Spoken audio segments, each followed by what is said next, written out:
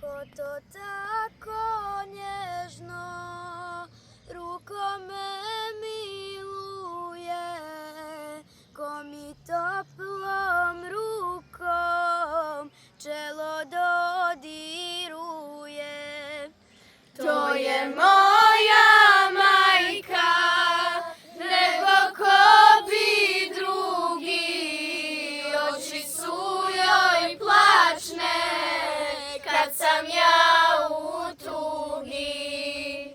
Radosti je puna kada gleda mene, vesele su tada divne oči njene.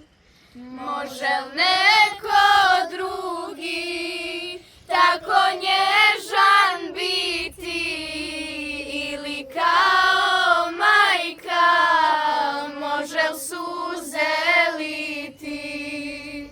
Zašto dobro dijete ne misliš o tome, čini dobro majci ko nikom drugome.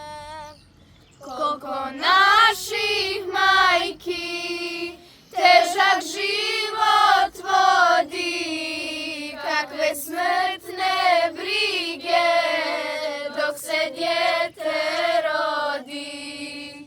Niko kao majka ne volite tako, poslije njene smrti zaplakat ćeš jako. Mati, mati,